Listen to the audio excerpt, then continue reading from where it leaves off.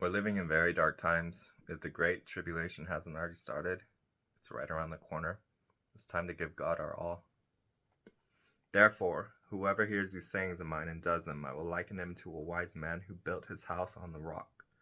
And the rains descended, the floods came, and the winds blew and beat on that house, and it did not fall, for it was founded on the rock. But everyone who hears these sayings of mine and does not do them will be like a foolish man who built his house on the sand. And the rain descended, the floods came, and the winds blew and beat on that house, and it fell, and great was its fall.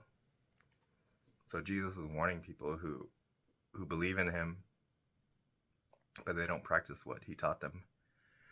So it's so many, even so-called Christians that go to church and stuff, but basically are worldly.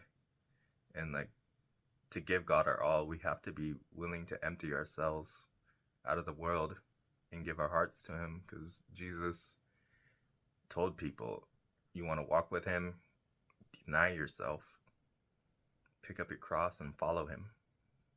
So it's not an easy thing to be willing to give up our worldly ambition and our lives. Like, basically, we die to ourselves and we let Christ dwell in us. The Holy Spirit transforms us. We receive the Holy Spirit when we believe in him. But it's up to us to focus on things in here and things that are holy. Like, if we're spending all our time on social media and entertainment and binge watching Netflix stuff and like all day, every day, and it's just worldly stuff, how much transformation are we going to receive when we're not giving any time in reading the word or in prayer and worship and things that are spiritual? Enter by the narrow gate, for wide is the gate and broad is the way that leads to destruction, and there are many who go by it.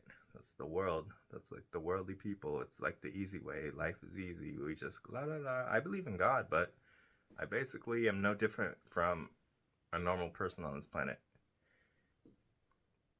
Narrow is the gate and difficult is the way that leads to life, and there are few who find it. So once again, it's not an easy path to take. Jesus even said he came to bring a sword.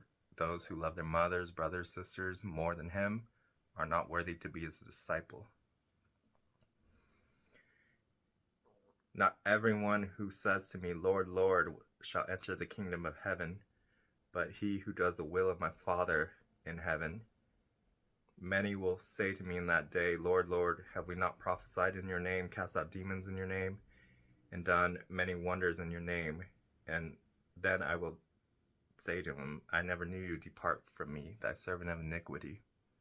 So I've seen this a lot lately. Like, I just got back on social media. I thought it was bad, but I felt something pulling me to come back. And like on Threads, there's a whole Christian community, and I'm seeing so much. Like, they don't have the power to cast out demons and stuff like that, but they're using Jesus's name for their own self-vanity and their own self-glory and building their kingdom and followers and seeking attention for themselves and not doing anything for the kingdom of heaven, spreading the gospel, planting seeds and watering them and nourishing them.